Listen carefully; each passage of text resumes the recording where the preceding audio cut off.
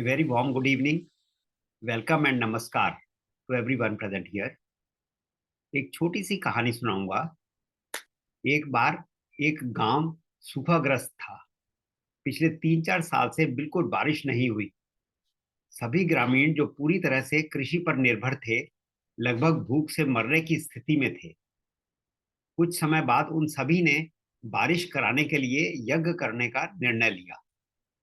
उन सभी ने यज्ञ के लिए स्थान और समय तय किया और सभी लोगों को उपस्थिति उपस्थित होने का अनिवार्य कर दिया। तय कार्यक्रम के अनुसार सभी ग्रामीण कार्यक्रम स्थल पर एकत्रित होने लगे। एक ग्रामीण अपने साथ छाता लेकर आया। इस शख्स को देखकर सभी गांव वाले जोर जोर से हंसने लगे। उन सबने सोचा कि ये पागल हो गया है क्या। यज्ञ संपन्न हुआ। प्रसाद ग्रहण करने के बाद ग्रामीण धीरे धीरे वहां से जाने लगे। इतने में आसमान में अंधेरा छा गया और कुछ ही क्षणों में बारिश होने लगी। सभी लोग उस व्यक्ति के पास दौड़े जिसके हाथ में छाता था। उन्होंने उससे पूछा कि किस कारण से वह छाता लेकर आया था। उसने उत्तर दिया, विश्वास। उसने कहा कि हम बारिश के लिए भगवान कृष्ण की पूजा कर रहे हैं। उस भगवान की दया पर मुझे पूरा भरोसा था। कहानी का सार है कि यदि हम भगवान पर विश्वास करते हैं और उनके प्रति समर्पण करते हैं तो बाकी सब चीजें वो स्वयं ध्यान रखते हैं। इन्हीं शब्दों के साथ मैं राय जी को रिक्वेस्ट करता हूं कि प्लीज अनम्यूट करके वो आज का प्रवचन स्टार्ट करें। बहुत बढ़िया।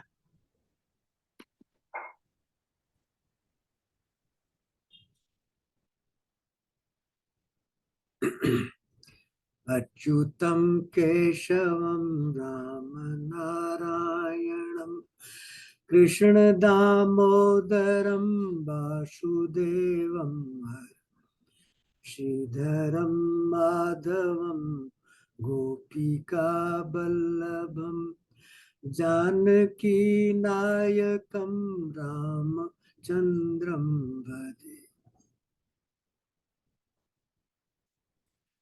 बंशी विभूषित करा नवनीरदाभा पीतांबरा दरुण बिंब फलादरु पूर्णेन्दु सुंदर मुखा अरविंद नेत्रा कृष्णात् परम किमपि तत्त्वं न जाने।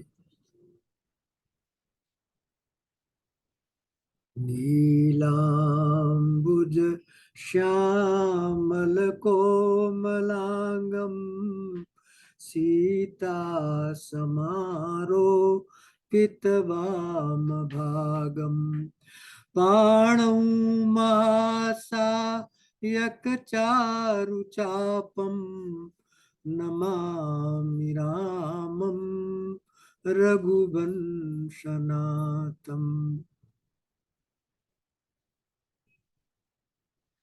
सौराष्ट्रे सोमनाथं च श्रीशैले मल्लिकार्जुनम् उज्जयिन्यां महाकालम् ओंकारं मल्लेश्वरम् परल्यां वैद्यनाथं च डाकिनी भीमशंकरम् सेतुबन्धुरामेश नागेश दारुकावने वाराणस्या विश्वेशं त्र्यंबकं गोमती तटे हिमालये केदारनाथं च भूष्मे च शिवालये एतानि ज्योतिर्लिंगानि सायं प्रातः पठेत् नरः सप्तजन्म करम पापम स्मरणं विनश्यति। ब्रह्मा मुरारी त्रिपुरांतकारी भानु शशिभूमिसुतो बुधश्च गुरुश्च शुक्र शनिराहु केतवः कुर्वन्तु सर्वे मम मनोरथं सदा।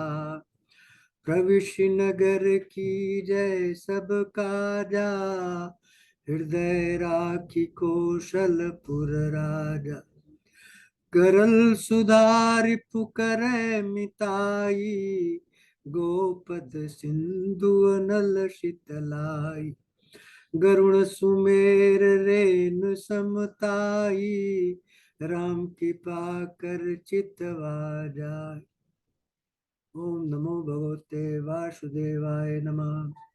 सर्वे भवन्तु सुखिनः, सर्वे सन्तु निरामया, सर्वे भद्राणि पश्यन्ति, मां कश्चित् दुर्भाग् भवेत्। आप समस्त मनाभावों को मेरा दंडवत प्रणाम। और आज हम दसम स्कंद के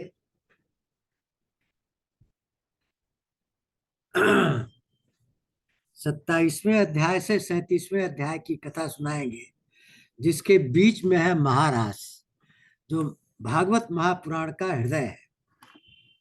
महारास, गोपियों के साथ जो महारास हुआ है। पिछले प्रसंग में आपने सुना था इंद्र का मदमर्दन कैसे किया भगवान ने। जब भगवान ने गोवर्धन पर्वत को धारण करके ग्वाल बालों को, ब्रज की गोपियों को, पशुओं को, सबको इंद्र के मूसलाधार बारिश से रक्षा कर दी 7 दिन तक, और सबको भयरहित कर दिया, तो इस चीज से इंद्र आश्चर्यचकित हो गए। भगवान भयहीन है।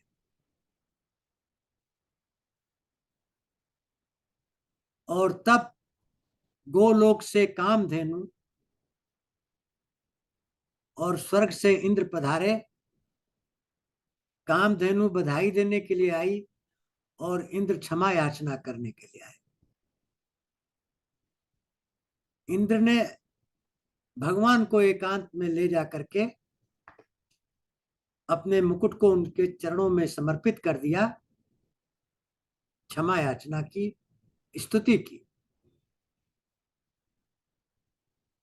जब भी कोई स्तुति करता है भगवान की, तो क्या करता है?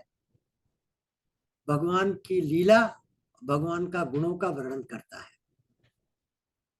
इंद्र ने भी वही कहा, भगवान आप ज्ञानमय हो, अज्ञान आपको छू नहीं सकता, और जिसका संबंध अज्ञान से है, तो उसी अज्ञान से ये शरीर का भान होता है, आभास होता है। शरीर का कारण है पिछले संस्कार, पिछले कर्मों का संस्कार। आपके अंदर तो कोई संस्कार है नहीं, इसलिए आपका अज्ञान से कोई संबंध नहीं है, आपका शरीर से भी कोई संबंध नहीं है। आपका शरीर शुद्ध है, सत्वमय है, रजस और तमस गुणों से रहित है, दिव्य है। यह हाड़ मांस का बना हुआ नहीं है, यह शरीर का कर्मवश नहीं मिला है। मनुष्य अज्ञान के कारण शरीर में आत्मबुद्धि करके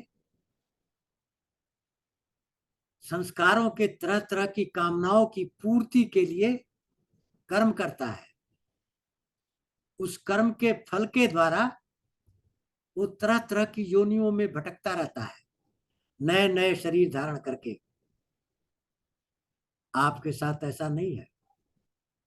आप तो लीला करने के लिए अपनी शरीर की रचना अपने भक्तों के अनुसार करते हैं, उनकी रक्षा करने के लिए और दुष्टों का विनाश करने के लिए। और ऐसे दुष्टों का जो अपने धन ऐश्वर्य से उन्मत्त होकर के अपने को ही भगवान मानने लगते हैं, जैसा मैंने समझा था। जब आपने मेरे यज्ञ को भंग किया, तो ऐश्वर्य से, मद से मैंने मूसलाधार बारिश की ब्रज को खत्म करने के लिए, लेकिन आपने मेरा ऐश्वर्य नष्ट कर दिया। यही आपकी विशेषता है। जब किसी के ऊपर अनुग्रह करना चाहते हैं तो पहले उसका ऐश्वर्य नष्ट कर देते हैं और फिर उसके ऊपर अनुग्रह करते हैं। मैं आपके चरणों में वंदना करता हूं, मेरे अपराध को क्षमा करिए और ऐसा बल दीजिए कि ऐसी आसक्ति मेरे ऐश्वर्य और धन में कभी ना हो, जिससे मेरी बुद्धि जो है भ्रष्ट हो जाए फ्यूचर में। ऐसा ना हो, क्योंकि आप सबके स्वामी, गुरु और आत्मा है। भगवान इंद्र की प्रार्थना से प्रसन्न हो गए। उससे बोले, तुम अपने ऐश्वर्य और धन से मद होकर के इस तरह की क्रियाएं करने लगे। ऐश्वर्य और मद विनाश का कारण है। अब तुम जाओ, अपने ऐश्वर्य मद से रहित होकर के निष्काम कर्म करो, धर्म का आचरण करो, और अन्यथा ऐसा मत करना। उसके बाद कामधेनु प्रकट हुई गोलोक से। उन्होंने भी भगवान की स्तुति की। उन्होंने क्या कहा? आप पार ब्रह्म परमेश्वर हैं। हमारे इंद्र तो आप ही हैं। हमारी मनोकामना को पूरा करने के लिए आप ही परमात्मा है, सब कुछ है। ब्रह्मा के इंस्ट्रक्शन से हम सारे अपनी साथियों को लेकर के आए हैं। गोलोक से कामधेनु सारी गौओं को लेकर के आई और फिर उन्होंने इंद्र को भी कहा कि तुम अपने ऐरावत के सूंड से, आकाश गंगा से जल लाओ, और उस जल से भगवान के चरण कमल को धोया गया और कामधेनु के दूध से अभिषेक किया और भगवान का नाम गोविंद रखा गया। और इस प्रक्रिया को देख करके स्वर्ग में देवता और उनकी स्त्रियां फूलों की वर्षा करने लगे, गंधर्व गान गाने लगे और अप्सराएं नृत्य करने लगी। नदियां भी उमड़ पड़ी और वृक्ष फल और फूल से लद गए। पर्वत मणिमाणिक से संपन्न हो गए और क्रूर से क्रूर स्वभाव वाला आदमी भी अपनी क्रूरता को छोड़ दिया। गोविंद के अभिषेक का ये परिणाम हुआ। इस तरह से ये कथा यहाँ खत्म होती है। दूसरी कथा चालू होती है कि नंद बाबा एकादशी का व्रत रखे थे। इसको ध्यान से सुनिए। एकादशी के व्रत के पारण के बाद रात को द्वादशी थी और रात में ही वो गंगा जमुना जी में स्नान करने चले गए। अब देखिए क्या हुआ। रात को कभी भी आपको नदी में स्नान नहीं करना चाहिए। क्यों? उस समय दैत्यों का काल होता है। आफ्टर ऑल समय सीमा भगवान ने बांट रखी है ना, देवता का काल नहीं है। तो दैत्य लोग वरुण देवता के दास हैं, वो घूमते रहते हैं रात को। जब उन्होंने देखा कि नंद बाबा स्नान कर रहे हैं तो पकड़ करके वरुण जी के पास ले गए। नंद बाबा गायब हो गए। ग्वाल बाल चिल्लाने लगे, नंद बाबा भी चिल्लाने लगे, कृष्ण बताओ, कृष्ण बलराम बचाओ। आवाज सुनकर के कृष्ण और बलराम आए। पता चला कि नंद बाबा तो गायब हो गए हैं। वरुण के अनुचरों ने उनको खत्म कर दिया है। तब भगवान पहुंच गए वरुण के पास, वरुण लोक में। जैसे ही भगवान को वरुण जी ने देखा अपने लोक में, उनके चरणों पर गिर गए, उनकी स्तुति करने लगे। आप भक्तों के भगवान है, वेदांतियों के ब्रह्म है, योगियों के परमात्मा है। आपका दर्शन करके मैं कृतज्ञ हो गया। दर्शन दुर्लभ है आपके। आपके दर्शन मात्र से सारे संस्कार भस्म हो जाते हैं, पाप और पुण्य सब खत्म हो जाते हैं, निर्मल शरीर हो जाता है और फिर उसमें आपका निवास होने लगता है। मैं धन्य हो गया। और मेरा ये दास बहुत ही मूर्ख है जो आपके पिता को यहाँ लाया है। ये आपके पिताजी हैं, आप इनसे बहुत प्रेम करते हैं, इनको ले जाइए। भगवान बहुत प्रसन्न हुए वरुण जी के ऊपर, उनको लेकर के ब्रजमंडल में आए और नंद बाबा ने गोपालों से ये कहानी सुनाई कि वरुण लोक का ऐश्वर्य और संपत्ति बियॉन्ड इमेजिनेशन है। और मैंने ये भी देखा कि यहाँ के जितने निवासी थे हमारे बाल गोपाल के चरणों में नतमस्तक हो रहे हैं। तो सारे गोपाल समझ गए कि ये तो भगवान है, ये अपने धाम का दर्शन हमको क्यों नहीं कराते हैं, भगवान तो अंतर्यामी है। उनकी इच्छा समझ ली और फिर उनको अपने धाम का दर्शन भी करा दिया, दर्शन करा के कृतकृत कर दिया। इस तरह ये भी चीज यहाँ खत्म होती है। अब स्टार्ट होता है, गोपियों को भगवान ने कहा था तुम लोग चलो, हम तुम्हारे साथ लीला करेंगे।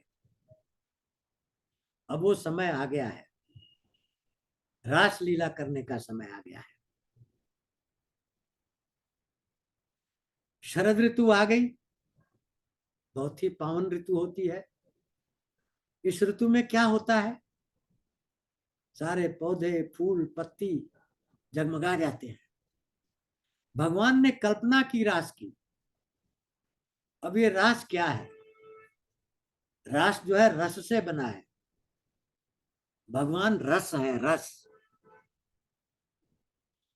और एक रस अनेकों रस में प्रकट होगा और उन सारे रसों से रस देगा और रस लेगा।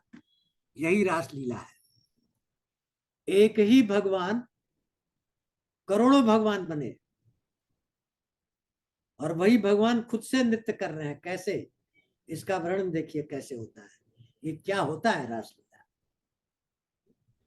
जब भगवान ने कल्पना की रासलीला की तो चंद्रदेव प्रकट हुए, अपनी चांदनी बिखेर दी। दिन के समय सूर्य की किरणों से जो ताप पैदा हुआ था उसको हर लिया, ठंडक पैदा कर ली।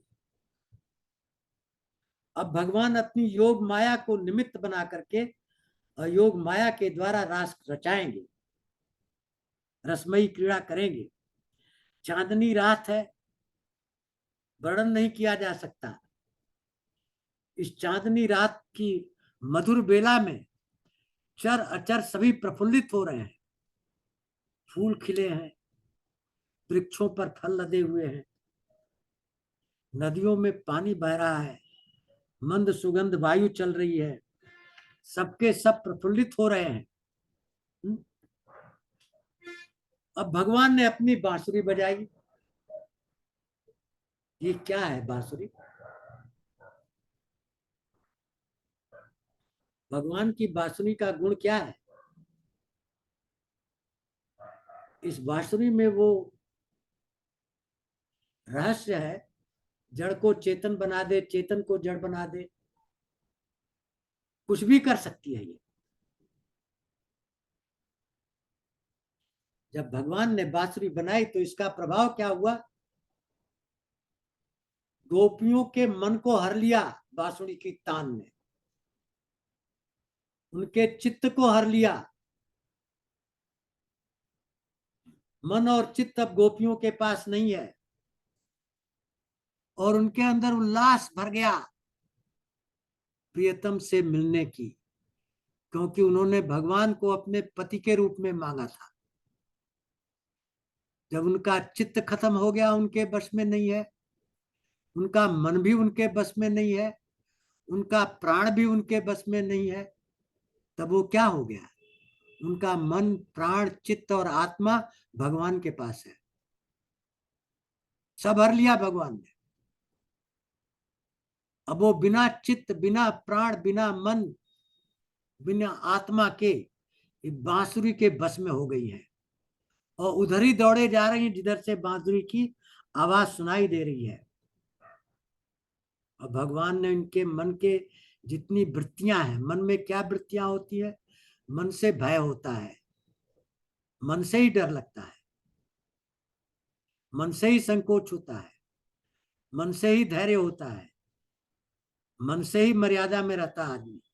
ये सारी वृत्तियां भी चली गई भगवान के पास। सारी सारी वृत्तियां गोपियां की इनके बस में नहीं है। ये सारी वृत्तियां भगवान हर ले गए। मर्यादा भी, संकोच भी, भय अभय हो गई, मर्यादा रहित हो गई, धैर्य रहित हो गई, मर्यादा रहित हो गई और भगवान की तरफ चल पड़ी। कैसे चली? देखिए, गोपियां ब्रजमंडल में क्या कर रही हैं? सांसारिक काम कर रही हैं। और जब ये दशा हुई कि उनकी सारी चीजें हर ली भगवान ने, तब जो गोपी गाय से दूध निकाल रही थी, जैसे ही बंसी की तान सुनी, वो बिना दूध निकाले चल दी। कुछ गोपी दूध को अमट रही थी अग्नि पर, बिना उसको उतारे चल दी। कोई लपसी बना रही थी, बिना उसको उतारे चल दी बंसी की तान पर। कोई बालकों को दूध पिला रही थी, उनको वैसे ही छोड़ करके चल रही। कोई पति की सेवा कर रही थी, उनको वैसे ही छोड़ करके चल दी। कोई खाना खा रही थी, वैसे ही छोड़ करके चल रही। कोई श्रृंगार कर रही थी, वैसे ही छोड़ के चल दी। उल्टा पुल्टा, कोई आधा काजल लगाई, वैसे ही छोड़ के चल दी। आधा चंदन लगाया, वैसे ही छोड़ के चल दी। उल्टी पुल्टी साड़ी पहनी। ऐसा क्यों हो रहा है? क्योंकि मन उनके पास है नहीं, बुद्धि उनके पास है नहीं, चित्त उनके पास है नहीं, प्राण उसके पास है नहीं, वृत्ति उनके पास है नहीं। सब तो भगवान ने हर लिया है। इसलिए इस दशा में वो चारों तरफ चली तन्मयता के साथ। कृष्ण से, अपने प्रियतम से मिलने के लिए चली। और जब मिलने के लिए चली तो उनके हृदय में जो जलन थी, इतनी तेज जलन थी, इसको ऐसे समझिए कि सूर्य की किरणें चारों तरफ फैली हुई हैं संसार में, लेकिन अगर एक लेंस को आप रखें किरणों के सामने, तो वही एक बिंदु पर कागज को जला देती है। सारी शक्ति एक बिंदु पर केंद्रित हो जाती है। इसी तरह गोपियों की सारी चेतना एक बिंदु पर केंद्रित होकर विरह की आग पैदा की, वैराग्य की आग पैदा की। और उस आग से उनके अंतःकरण में जितने संस्कार पड़े थे सब भस्म हो गए। और जब संस्कार भस्म हो गए, चित्त निर्मल हो गया, तब क्या होगा? निर्मल चित्त में, निर्मल चित्त में भगवान प्रकट होते हैं। जब भगवान प्रकट हुए तो क्या हुआ? अपार सुख और शांति की अनुभूति हुई। सारे पुण्य क्षीण हो गए उनके। इतनी शांति मिली कि जिसकी कोई सीमा नहीं। सब कुछ प्राप्त कर लिया इस जीवन का जो देह था। सुखदेव जी कहते हैं क्या? परीक्षित ने पूछा कि देखिए, ये गोपियों की वृत्ति तो प्राकृतिक है और ये भगवान से आलिंगन कर रही है, तो ये ब्रह्म को कैसे प्राप्त करेंगी? सुखदेव जी उनको समझाते हैं। यहाँ दो तीन गूढ़ बातें हैं इस अध्याय में। सुखदेव जी क्या कहते हैं? तुम जो समझ रहे हो है नहीं। शिशुपाल ने भगवान को 99 बार गाली दिया और 100वीं बार उसको मुक्ति मिल गई। क्यों? दंत वक्र को भी मुक्ति मिल गई, जो पूरी जिंदगी भगवान से घृणा करता रहा। तो इसका सूत्र बताते हैं सुखदेव मुनि। बहुत ही गूढ़ तत्व है जो आपको किसी शास्त्र में नहीं मिलेगा। सुखदेव मुनि बताते हैं कि परीक्षित देखो, क्या होता है जब भगवान से संबंध स्थापित कर लेता है मनुष्य किसी भी रूप में, कोई जिंदगी भर गाली दे रहा है, कोई 24 घंटे क्रोध कर रहा है, कोई 24 घंटे उनसे काम की भावना लेकर के गोपियों की तरह उन्मत्त हो रहा है, कोई 24 घंटे भय से जी रहा है जैसे कंस जी रहा है, कोई 24 घंटे स्नेह कर रहा है जैसे यशोदा और नंद बाबा कर रहे हैं, जो 24 घंटे नाता जोड़े हुए हैं जैसे ग्वाल बाल हैं, जो 24 घंटे सौहार्द की भावना लिए हुए हैं। किसी तरह की भावना से तुम भगवान से जुड़ जाते हो, तुम भगवानमय हो जाते हो और तुम्हें मुक्ति मिल जाती है। यही शिशुपाल के साथ हुआ, यही कंस के साथ हुआ, यही रावण के साथ हुआ, दंत वक्र के साथ हुआ। नहीं तो आप कहेंगे ये तो इतने पापी थे, इनको मुक्ति क्यों मिली? मुक्ति इसलिए मिली कि भगवान मय हो गए, 24 घंटे भगवान में अपने संबंध को बरकरार रखा, अपनी प्रक्रिया बरकरार रखे। इसी को तुलसीदास जी रामचरितमानस में लगता है, भाय कुभाय अलख आलखहु, नाम भजत मंगल दिशि बसहु। चाहे अच्छे भाव से भगवान की भजन करो, चाहे बुरे भाव से भगवान की भजन करो। भाई अच्छे भाव, कुभाव, अलख आलसु, चाहे अलख लगा के चिल्ला करके आर्त भाव से प्रार्थना करके या गाली दे करके क्रिटिसाइज कर करके कैसे भी जुड़ो, नाम लो, नाम जगत मंगल निश्चित। सुखदेव जी यही समझा रहे हैं कि ये भगवानमय हो जाते हैं अपनी वृत्ति के द्वारा, और जब भगवानमय हो जाते हैं तो भगवान ही हो जाते हैं, उनको मुक्ति मिल जाती है। क्योंकि नित्य निरंतर एक भाव का दोहराने से मनुष्य उसी भाव में रम जाता है और वही हो जाता है। यही हुआ है इन गोपियों के साथ।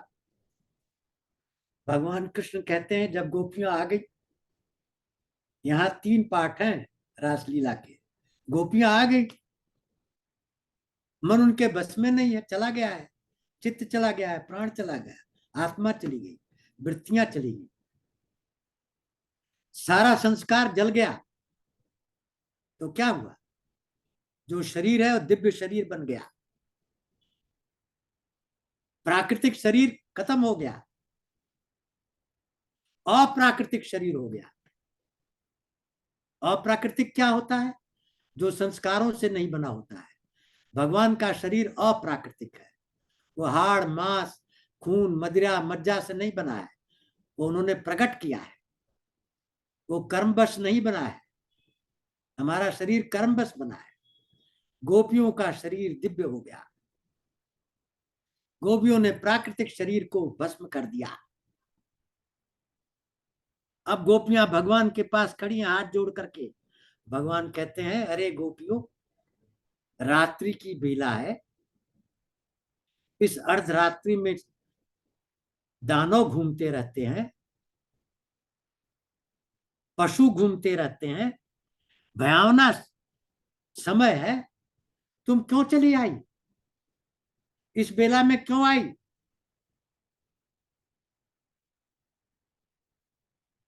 स्त्रियों को इस बेला में घर से नहीं निकलना चाहिए। तुम अभी चले जाओ ब्रजमंडल में और जाओ अपना काम करो। अब यहां भगवान ने जो उपदेश दिया है वो 2 पार्ट में है। गोपियों को जो कहा है, गोपियों के बहाने हम लोगों के लिए उपदेश है, गोपियों के लिए नहीं है, क्योंकि गोपियां तो दिव्य हो गई, हम लोग तो अभी प्राकृतिक शरीर वाले हैं। क्या कहा है भगवान ने? लीला के द्वारा भगवान ने कहा है स्त्री का धर्म होता है पति की सेवा करना, शिशु को पालन करना। जाओ तो पति की सेवा करो और शिशु का पालन करो। और पति कैसा? भगवान ने कहा 6 तरह के पति मिल सकते हैं तुमको। तुम्हारा पति भाग्यहीन हो सकता है, उसका भाग्य फूटा हुआ है, तब भी तुम्हें उसकी सेवा करनी है।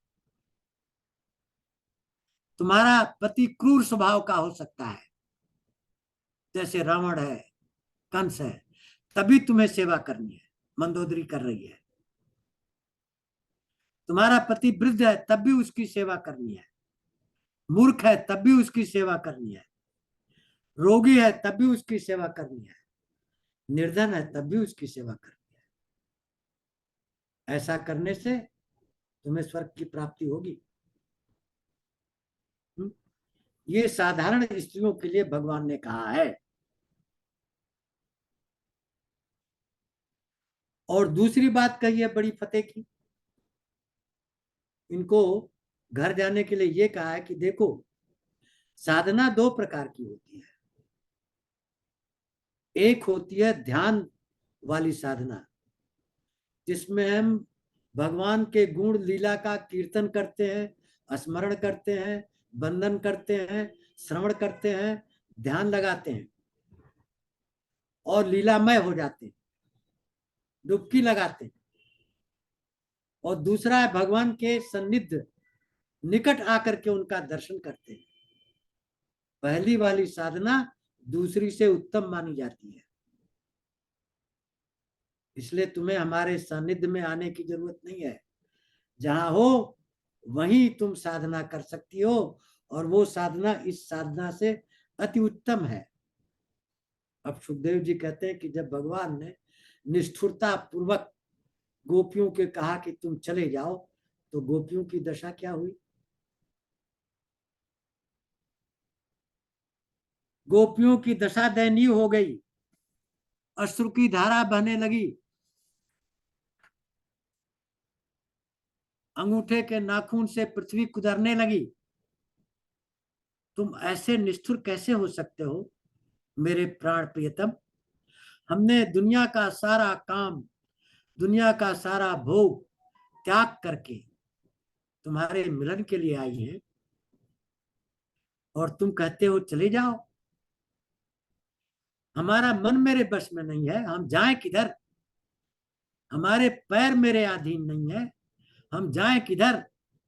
हमारे पैर चलते नहीं है, हम जाएं किधर? तुम ही बताओ। जैसे आज पुरुष भगवान अपने भक्तों की रक्षा करते हैं, तुम हमारी रक्षा करो, शरण में लो, हमें ठुकराओ नहीं। हमारा सब कुछ तो तुमने लूट लिया है, हम कहां जाएं? जब ऐसी करुण क्रंदन की गोपियों ने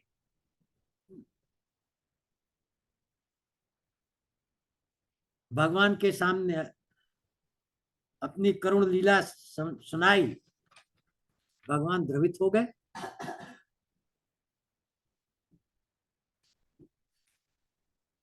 द्रवित होकर के भगवान क्रीड़ा करने लगे उनके साथ, और क्रीड़ा करते करते गोपियां उनके पास आ गई। अब गोपियों का शरीर तो दिव्य शरीर है, समझिए, ये प्राकृतिक शरीर नहीं है। आलिंगन करती हैं, गोद में बैठती हैं, इधर करती हैं, उधर करती हैं। अब एक सांसारिक मनुष्य कहेगा, जो क्रिटिसाइज भी करते हैं रासलीला को, कि ये क्या करते हैं भगवान, क्योंकि वो समझ नहीं सकते आध्यात्म की चरम सीमा है। दो तरह का साधन होता है भगवान के पास जाने का, एक विधि वाला साधन और एक अविधि वाला साधन। विधि का साधन है ज्ञान, वैराग्य, भक्ति। जैसे आप गंगा को पार करना चाहते हो, तो विधि वाला साधन है नाव में बैठो, गंगा को पार कर जाओ। ये उनके लिए है जो अभी संसार सागर से पार नहीं गए हैं। लेकिन जो गंगा के पार चले गए, क्या उनको नाव की जरूरत है? क्या जमीन पर नाव चलेगी? तो वो सारे विधि का उल्लंघन कर देते हैं।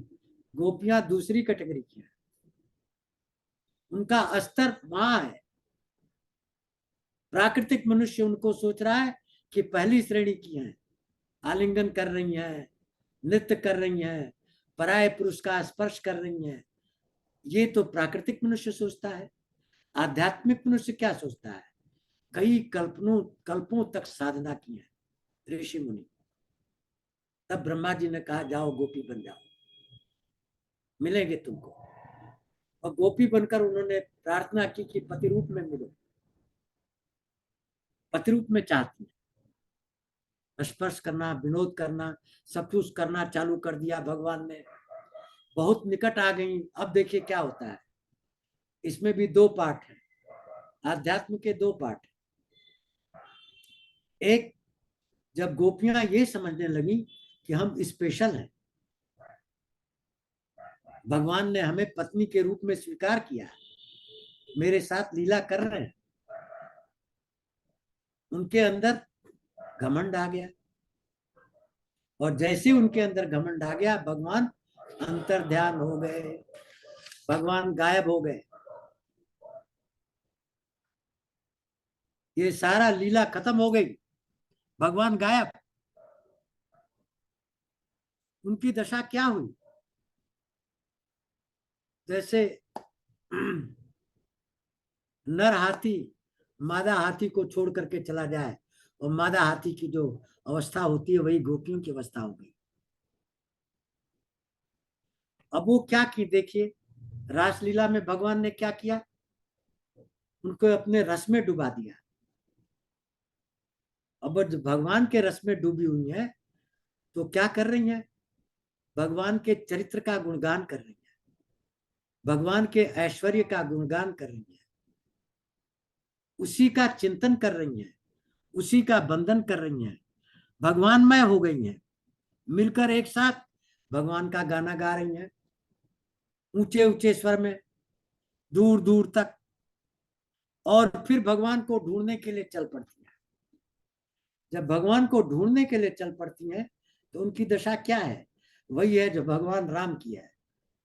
जब सीता का हरण हो गया किष्किंधा कांड में, जब सबरी माता ने कहा कि किष्किंधा पर बंदर हैं, वो सीता को खोज के निकालेंगे, राम और लक्ष्मण की क्या दशा है? वृक्षों से पूछ रहे हैं, पत्तों से पूछ रहे हैं, जानवरों से पूछ रहे हैं, हरिणों से पूछ रहे हैं, तुमने सीता को देखा है? वही हाल गोपियों की हो रही, बड़े बड़े वृक्षों से पूछ रहे हैं। क्यों पूछ रही हैं? इस बांसुरी की तान से उन वृक्षों में भी संचार हो जाता है एक तरह का, और वो भी प्रफुल्लित हो जाते। अनुभव किया उन्होंने बांसुरी के रस का। तो बड़े बड़े वृक्षों से, पीपल के वृक्षों से पूछती हैं, तुम तो जानते हो भगवान को, देखा कहाँ गए? छोटे वृक्षों से पूछती हैं, फिर और छोटे वृक्षों से पूछती हैं, फिर मादा वृक्षों से पूछती हैं, तुलसी से पूछती हैं, फिर आगे बढ़ करके लताओं से पूछती हैं कि तुम्हें जब छू देते थे श्याम सुंदर, तुम खिल जाती थी, बताओ। पृथ्वी से पूछती हैं और उसको याद दिलाती हैं, तुम्हारा ही भार उतारने के लिए तो श्याम सुंदर आए हैं, बताओ कहाँ है? धन्य हो, उनके चरण कमर तुम्हारे वक्षस्थल पर पड़े, और धन्य हो,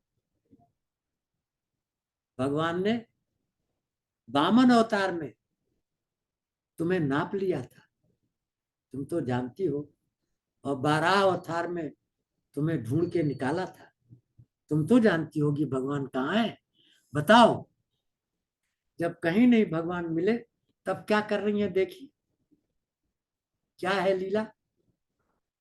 लीला का मतलब उस रस में रसमय हो जाना, भगवानमय हो जाना।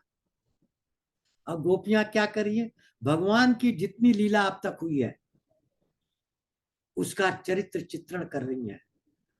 कुछ गोपी बन गई पूतना, और कुछ बन गई कृष्ण, और लीला कर रही है।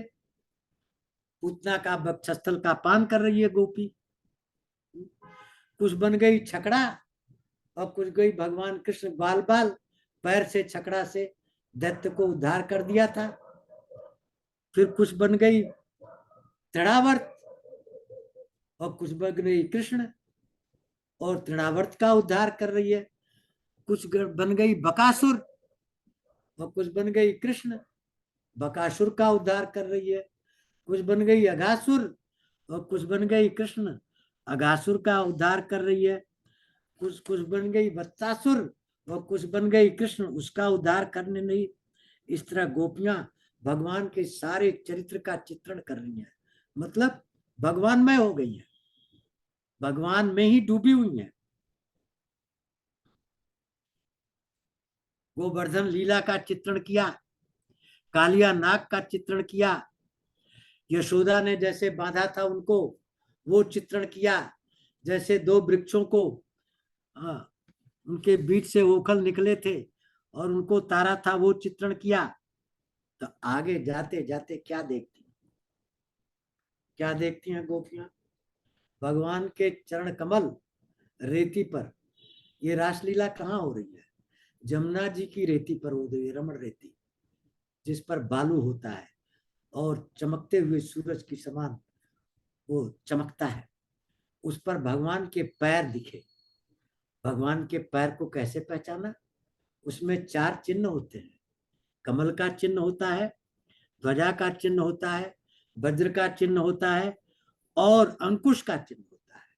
गोपियों ने भगवान के चरण को पहचाना, बोला ये तो श्याम सुंदर यहाँ आए, इधर से कहीं गए हैं, और आगे बढ़े तो एक गोपी का चरण भी देखा।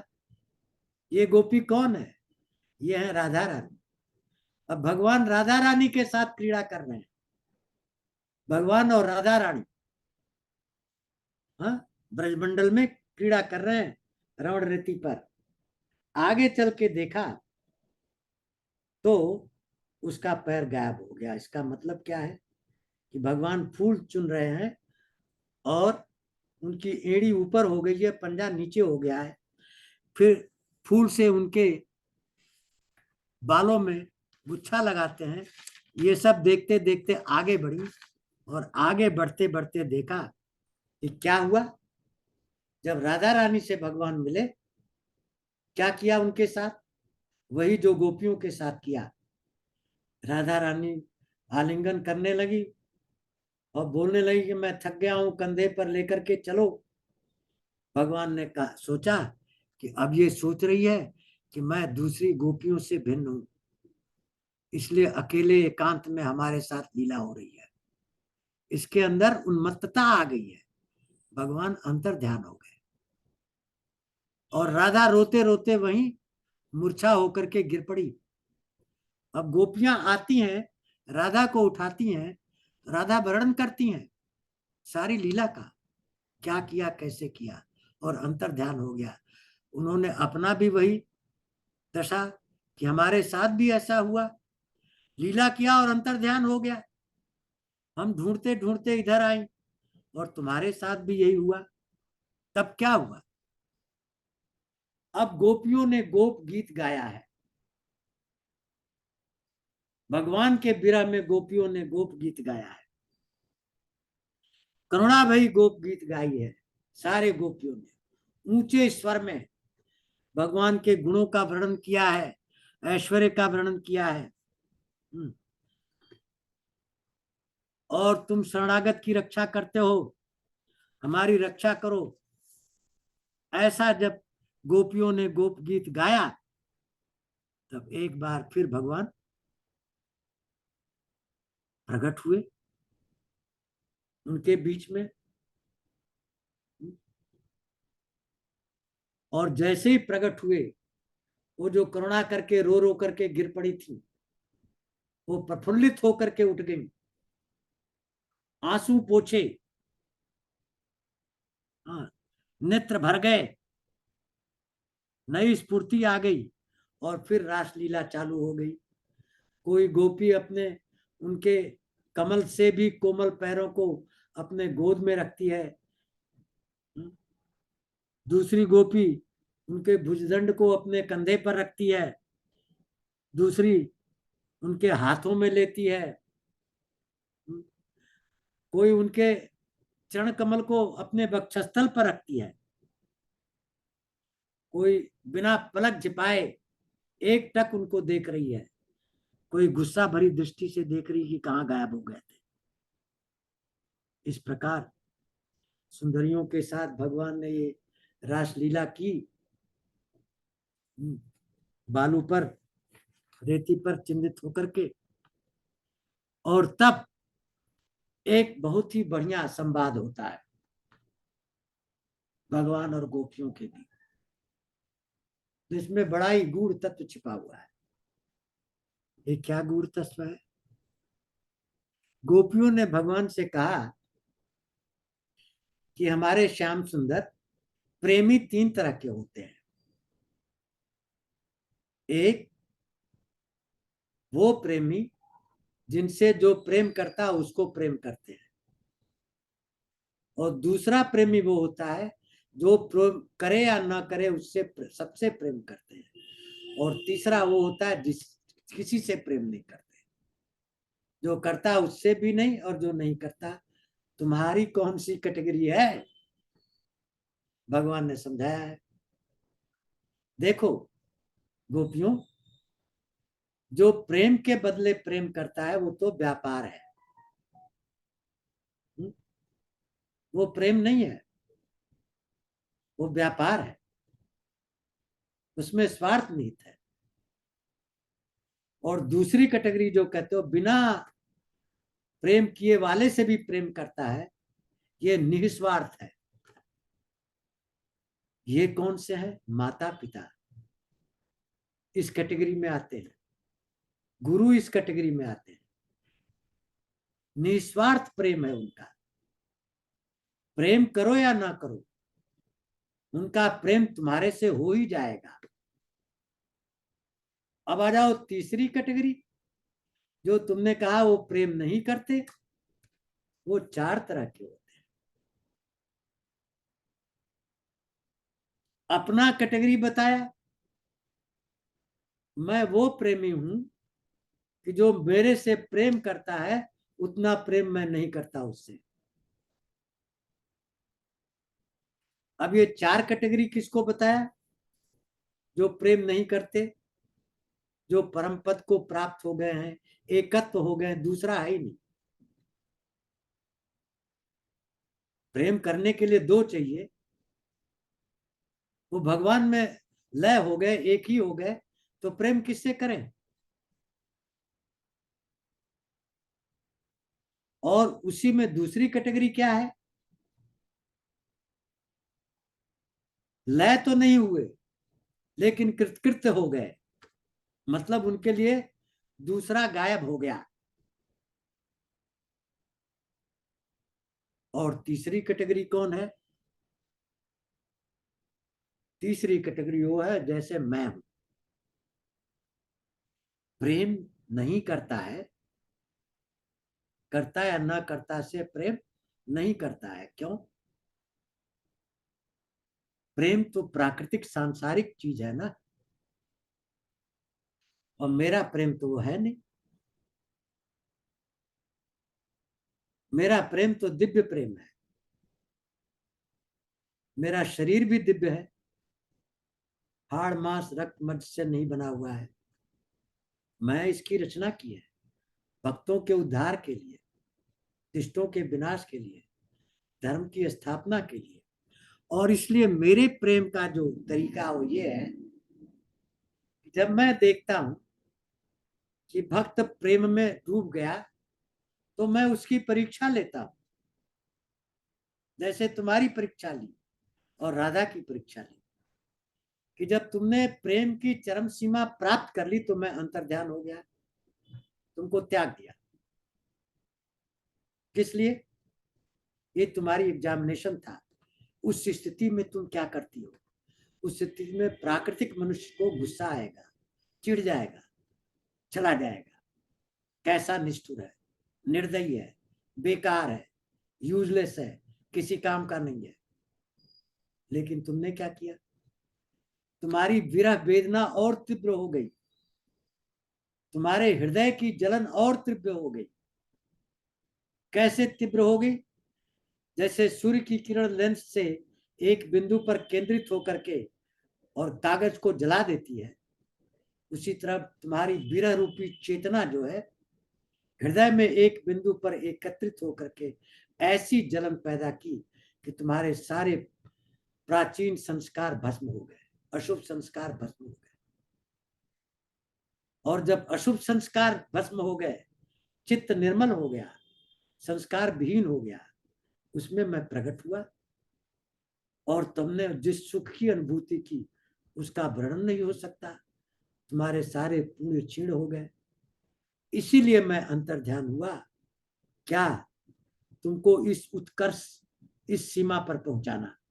कहा कि जब नाव की जरूरत ना पड़े, भवसागर से पार हो गए हो तुम लोग, तुम्हें न नाविक की जरूरत है न नाव की जरूरत है। अब तुम विधि विधानों का उल्लंघन कर सकते हो, तुम धर्म का उल्लंघन कर सकते हो, तुम हर एक चीज का उल्लंघन कर सकते हो। क्या उल्लंघन? जैसे ये परपति से आलिंगन कर रही है, ये उल्लंघन है। एक साधारण मनुष्य के लिए प्रेस्क्राइब नहीं है। रास को समझना पड़ेगा। ये महारास क्या है? उसमें सारी विधियों का उल्लंघन है। क्यों उल्लंघन है? क्योंकि ये गोपियां जो है उस स्थिति पर पहुंच चुकी हैं। किस स्थिति पर? जिस स्थिति पर भगवान शिव ने विष धारण किया। अब सब लोग भगवान शिव की तरफ विष धारण करेंगे तो क्या होगा? जय श्री राम हो जाएंगे। इसलिए भगवान का कथन महाराज में ये है कि आप भगवान के उपदेशों पर चलिए, भगवान के आचरण का कभी अनुकरण मत करिए। आप वो नहीं कर सकते। क्यों? आप विष नहीं पी सकते, आप भगवान की तरह रास नहीं कर सकते। क्यों? भगवान का शरीर अप्राकृतिक है और गोपियों का शरीर भी उन्होंने अप्राकृतिक बनाया, और तब दोनों एक हो गए। भगवान गोपी, गोपी और भगवान एक ही हैं, दो नहीं है। तो हजारों गोपियां हजार भगवान बन गई और हर एक गोपी के साथ एक कृष्ण रास लगा रहे हैं। कृष्ण ही है जो गोपी है, कृष्ण ही है जो कृष्ण है। ये दो नहीं है, ये एक है। इसीलिए आलिंगन कर रहे हैं, सारे विधि विधानों का उल्लंघन कर रहे हैं, सांसारिक नियमों का उल्लंघन कर रहे हैं। तो ये भगवान ने गोपियों को उपदेश दिया है और उसी के माध्यम से हम लोगों को ये जो महाराष्ट्र है, उच्च कोट की चरम सीमा का आध्यात्म की रेखा है, जहां गोपियां पहुंच चुकी है और वो भगवानमय हो गई हैं। गोपियां भगवान ही बन गई हैं और एक ही भगवान करोड़ों भगवान के रूप में अपने से ही लीला कर रहे हैं। दो नहीं है, दोनों एक है। लीला कर रहे हैं, खेल कर रहे हैं उस चांदनी रात में। अब परीक्षित का यही प्रश्न था कि पर स्त्री को छूना तो ये महापाप है, कैसे कर दिया? सुखदेव मुनि ने इसका बहुत अच्छा उदाहरण दिया है। क्या कहा है? जो तुलसीदास ने रामायण में कहा है, समर्थ को नहीं दोष बिगाई। सूर्य को, अग्नि को जो समर्थ है, उनके अंदर कोई दोष नहीं हो सकता। अग्नि सारी चीजों को भस्म कर लेती है। हर चीज को, जो चीज अग्नि में डालो सब भस्म हो जाती है, लेकिन उसके गुणों का प्रभाव अग्नि पर नहीं पड़ता है। आप विष पियोगे तो मर जाओगे, अग्नि में विष डालोगे भस्म हो जाएगी, विष ही भस्म हो गई।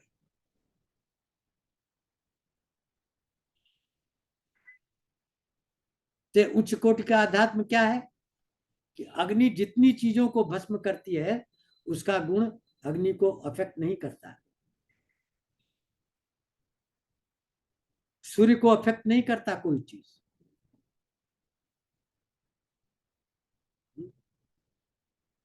तो इस भगवान को जो दिव्य है और गोपियों को भी दिव्य बना दिया है, वो उस स्थिति में नहीं है जो तुम सोच रहे हो कि पर पुरुष और पर स्त्री है।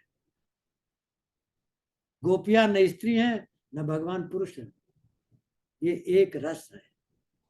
एक रस अनेकों रस में मिलकर के रस ही रस दे रहा है, रस ही रस ले रहा है।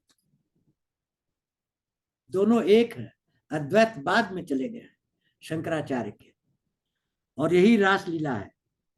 इसलिए इसमें दोष बुद्धि जो रखता है वो महापाप करता है। परीक्षित, इस रास लीला में दोष बुद्धि मत रखो। यह आध्यात्म की चरम सीमा है। इसको समझने के लिए तुम्हें उस स्तर पर जाना पड़ेगा जिस स्तर पर भगवान ने गोपियों को पहुंचा दिया है और उनके साथ ये लीला कर रहे हैं। तो भ्रोष दृष्टि भगवान में मत देखो और गोपियों में भी मत देखो। ये रास लीला है। क्यों? गोपियां अब उस स्टेज पर पहुंच गई हैं। जैसे हमने कहा, दो विधियां हैं, एक पारंपरिक विधि है और दूसरी अपारंपरिक विधि है। अपारंपरिक क्या है? भगवान ने खुद कहा है, सर्वधर्मान परित्यज्य मामेकं शरणं व्रज अहं त्वा सर्व पाप्यो भो मोक्षयिष्यामि मा शुचः। जब भगवान गोपियों से कह रहे हैं जाओ पतियों की सेवा करो, बालकों की सेवा करो, गोपियां यही उपदेश भगवान से कह रही हैं कि तुमने तो गीता में कहा है कि सबको छोड़ करके मेरी शरण में आओ, और आज तुम कर रहे हो वहां चले जाओ। तुम कहां नहीं हो? तुम बालकों में भी हो, तुम पतियों में भी हो, तुम हमारे हृदय में भी हो, कहां नहीं हो? तुम्हारी सेवा सबकी सेवा हो गई। यही तो है सर्वधर्मान परित्यज्य मामेकं शरणं व्रज अहं त्वा सर्व पाप्यो भो मोक्षयिष्यामि मा शुचः। तो ये महारास रचाया भगवान ने, जिसका कई इसके ऊपर टिप्पणी टिप्पणाएं हुई हैं, क्योंकि लोग समझ नहीं पाते, इसके ऊपर कटाक्ष करते हैं। और आजकल के लोग तो ज्यादा ही कटाक्ष करते हैं कलयुग में, क्योंकि वो भगवान को समझ नहीं सकते, आध्यात्म को समझ नहीं सकते। तो अब आगे चलते हैं, 3 अध्याय और हम कवर करेंगे जिसमें 3 लोगों का उद्धार किया है भगवान ने। एक है सुदर्शन का अध्याय। ये सुदर्शन कौन था? ये बहुत बड़े विद्याधर थे, ऐश्वर्य से संपन्न थे, गुण से संपन्न थे, और संपन्नता में ये विचरण करते करते करते करते अंगिरा गोत्र के कुछ कुरूप ऋषियों को देखा और हंसी उड़ा दी, और ऋषियों ने श्राप दे दिया,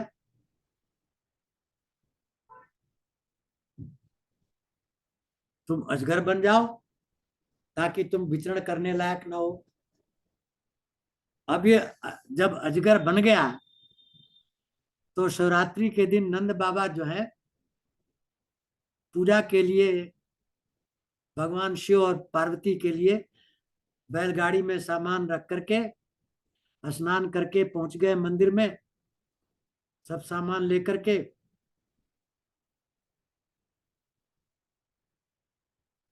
और जैसे ही वहां पहुंचे ये अजगर उनको पकड़ लिया। जब ये अजगर उनको पकड़ लिया तो सारे ग्वाल बाल चिल्लाने लगे, नंद बाबा भी चिल्लाने लगे, और सब जलती हुई लकड़ी से लाए तब भी नहीं छोड़ा, छोड़ता नहीं था। भगवान आए, चरण स्पर्श किए, अपने रूप में प्रकट हो गया।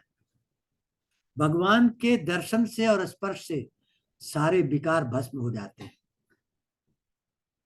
शुभ अशुभ सारे संस्कार खत्म हो जाते हैं। विद्याधर प्रकट हो गया और अपनी कहानी सुनाया कि मैं विद्याधर था, ऋषियों का अपमान किया, उन्होंने श्राप किया, और ऋषियों का श्राप हमेशा वरदान में परिणत हो जाता है, और आपने मेरा उद्धार किया, मैं आपकी शरण में हूं, चला गया। अब ग्वाल बाल के साथ, बलराम के साथ खेल कूद करते हुए नंद वन में भगवान विचरण कर रहे हैं गैयों के साथ। वहां एक खेल खेल रहे हैं ये लोग। भगवान 10 ही साल के तो हैं, 10 साल की उम्र में ही रासलीला कर दी। अभी तो बालक है। 10 साल के तो हम लोग नंगे घूमते थे गांव में, कुछ पता ही नहीं था दुनिया का। अब वो इतनी लीला कर रहे हैं। तो उसमें क्या था कि ये लोग चोर और साहब बनते थे, कोई चुराता था, कोई उसको चुरा करके रखता था। गोपी गोप और बाल और ये सब उसमें एक शंखचूड़ नाम का राक्षस जो है वो बन करके आ गया बैल, और वो भी चुराने लगा। चुरा चुरा करके कहीं जा करके और उनको रख दिया। और सब लोग सोचे सारे कहाँ चले गए। जब भगवान को पता चला तो वहां गए और उसके मस्तक को मार करके चूड़ा मणि निकाल करके ले आए, ग्वाल बाल को दे दिए, तो शंखचूड़ का उद्धार हो गया। अब उसके बाद आता है युगल गीत। गोपियां और सब युगल गीत गाते हैं, और अरिष्टासुर और कंस का संहार होगा। अब एक राक्षस अरिष्टासुर था, बैल का रूप धारण करके आया, इधर उधर दौड़ रहा था चारों तरफ। गोपियां और गोप सब भयभीत हो गए और उसने सबको ललकारा। भगवान ने उसको मारा, 18 पग पीछे चला गया, फिर वापस बड़ी बड़ी सांस लेकर के आया कूदता हुआ, और उसे जमीन पर निचोड़ करके उसका उद्धार कर दिया अरिष्टासुर का। जय श्री राम हो गया। उसके बाद कंस के पास पहुंच गए नारद जी। देखिए नारद जी का काम क्या है, दोनों तरफ। क्यों ऐसा करते हैं? दुष्टों को ऐसी स्थिति में लाते हैं और दुष्टता करें और जल्दी इनका सर्वनाश हो जाए। कंस के पास पहुंच करके नारद जी कहते हैं कि देखो, हाँ, जो कन्या तुम्हारे हाथ से छिटक के चली गई थी वो यशोदा की पुत्री थी, और जो यशोदा के यहाँ ग्वाल बाल पल रहे हैं, हाँ, वो देवकी के पुत्र हैं। देवकी वसुदेव के पुत्र हैं, और बलराम रोहिणी के पुत्र हैं। और इन्हीं लोगों ने तुम्हारे जितने दैत्य है सबका वध किया है। अभी तक जितने दैत्यों का वध हुआ है, और तुम्हारा भी वध करेंगे। तब वो घबरा गया, देवकी वसुदेव को फिर हथकड़ी लगा करके फिर बंद कर दिया। बंद करके अपने मंत्रियों को सबको बुलाया, जो कृष्ण है ना वो मेरा वध करेगा, समझ लो तुम लोग, इसी से मेरा वध होना है।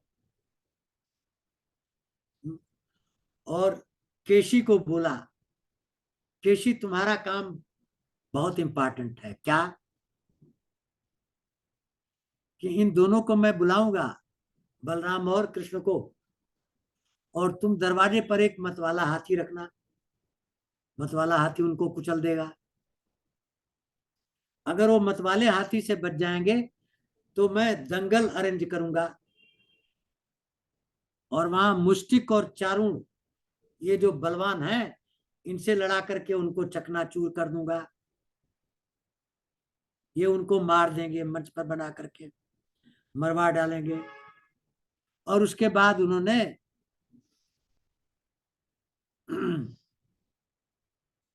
किसको बुलाया? अक्रूर जी को, जो यदुवंशियों में बड़े श्रेष्ठ माने जाते हैं, और उनसे कहा कि हमने दंगल का अरेंजमेंट किया है, आप कृष्ण और बलराम को लेकर के आइए, बड़ा शुभ अवसर होगा, हम लोग दंगल देखेंगे। और प्लानिंग तो मारने की इस प्रकार कर रखी थी। अक्रूर जी तो सब समझते थे कि ये क्या कर रहा है, क्यों कर रहा है। और अक्रूर जी जाकर के नंद बाबा को बोले कि बलराम और कृष्ण को लेकर के हम जा रहे हैं मथुरा, वहां पर जो है दंगल देखने जा रहे हैं। और दंगल देखने के लिए आए तो जो मतवाला हाथी था गेट पर, जिसको सोचा था कि ये कचल देगा, ब्रज के समान मजबूत हाथी था, और भगवान ने उस हाथी का चकनाचूर कर दिया। उसके बाद मुष्टिक और चारुण थे, उनका भी उद्धार कर दिया। सबका उद्धार कर दिया भगवान ने।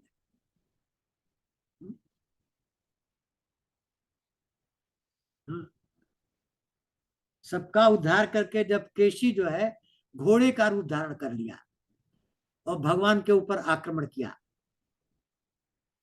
भगवान ने उसके मुंह में अपना एक बांह डाल दिया और उस बांह को इतना फैलाया कि वो उसी से उसके दम घुट गया। वो घोड़ा भी मर गया, केसी भी मर गया, पंख पखेरु उड़ गए।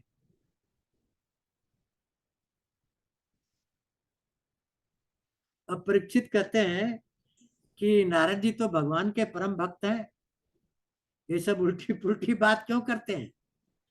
तो मुनि ने समझाया कि नारद जी यही यही तो उनकी विशेषता है, दुष्टों का संहार कराने में वो भगवान की मदद करते हैं।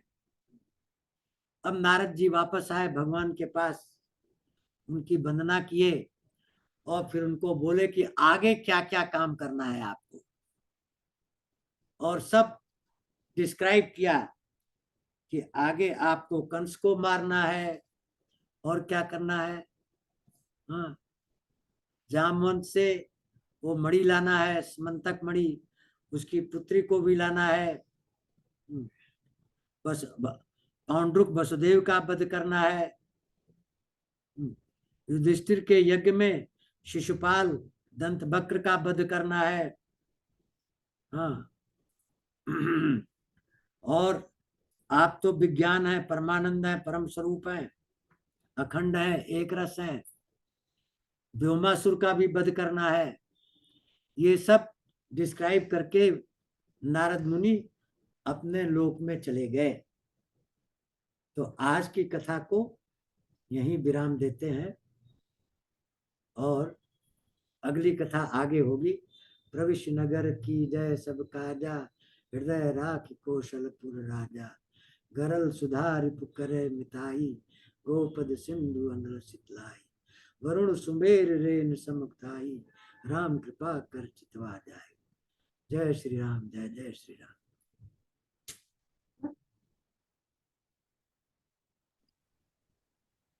किसी का कोई प्रश्न हो तो आप अनम्यूट करके पूछ सकते हैं।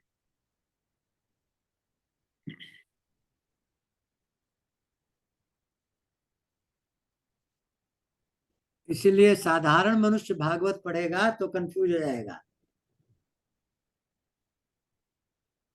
प्राकृतिक मनुष्य पढ़ेगा और सिद्ध पुरुष पढ़ेगा तो उससे गूढ़ तत्व निकल करके आते हैं, उसमें से वो समझ जाएगा क्या हो रहा है। साधारण मनुष्य सोचेगा दूसरी की औरतों के साथ ये क्या कर रहे हैं, आलिंगन कर रहे हैं, चुंबन कर रहे हैं, जो परीक्षित भी कह रहा था। सुखदेव मुनि ने समझाया कि प्राकृतिक शरीर नहीं है, ये दिव्य शरीर है। इसमें ये हड्डी, रस, रक्त, मज्जा कुछ नहीं है। इन्होंने अपनी लीला के लिए ये शरीर की रचना की है, स्वयं भक्तों के उद्धार के लिए। प्राकृतिक शरीर कैसे बनता है? माता पिता के संजोग से बनता है, ऋषि के संकल्प से बनता है, मानसिक संकल्प से भी बना, ब्रह्मा जी के संकल्प से बना,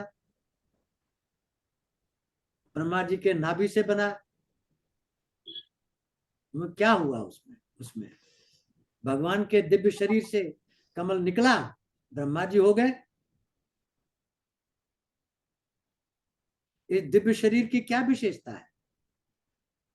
इसकी विशेषता यह है कि इसमें एक इंद्री 11 इंद्री का काम कर सकती है। आंख से सारी इंद्रियों का काम कर सकता है दिव्य शरीर। आंख से सुन सकता है, स्पर्श कर सकता है, देख सकता है, स्वाद का चख कर सकता है, सब कुछ कर सकता है। 10 इंद्रियों का काम एक इंद्रिया कर सकती है। ये दिव्य शरीर है, वहां कोई लिमिटेशन नहीं है दिव्य शरीर में, क्योंकि दिव्य शरीर जो है अपने कर्मों से नहीं बना है। हमारा शरीर अपने कर्मों से बना है। इस शरीर में आत्मबुद्धि रख के हम कामना करते हैं, कामना की पूर्ति के लिए हम कर्म करते हैं, कर्म करने से उसका फल बनता है पुण्य और पाप, और उसी के संग्रह से, उसी के अज्ञान से फिर दूसरी शरीर मिलती है, उसको भोगने के लिए, पुण्य को भोगने के लिए, पाप को भोगने के लिए। और हम तरह तरह की योनियों में घूमते रहते हैं, कभी वृक्ष बनते हैं, कभी पशु बनते हैं, कभी पक्षी बनते हैं, और सबसे दुर्लभ शरीर मनुष्य की है। इसी के द्वारा यही साधन है मोक्ष प्राप्ति का, और कोई साधन नहीं है। और इस दुर्लभ शरीर को पाकर के हम विषयों में घुस जाते हैं, कामनाओं में घुस जाते हैं, भगवान को छोड़ देते हैं, इसलिए फिर 84 के चक्कर में पड़ जाते हैं। तो महाराष्ट्र में भगवान ने यही दिखाया है, दिव्य बन जाओ, चित्त को, मन को, प्राण को, चेष्टाओं को, वृत्तियों को भगवान को पूरी तरह समर्पित कर दो। समर्पित करके जो रस मिलेगा, उसमें जो सुख और आनंद मिलेगा, उसकी कोई सीमा नहीं है। और फिर जन्म मरण के चक्कर से बच जाओगे। और सब चीज का सार एक ही है, भगवान का नाम। बस कुछ मत करो, नाम जप करो, जो नानक ने कहा। बस एक नाम पकड़ लो, राम। 24 घंटे जपो, राममय हो जाओगे, राम ही बन जाओगे। राम की सारी क्वालिटी अपने अंदर आ जाएगी।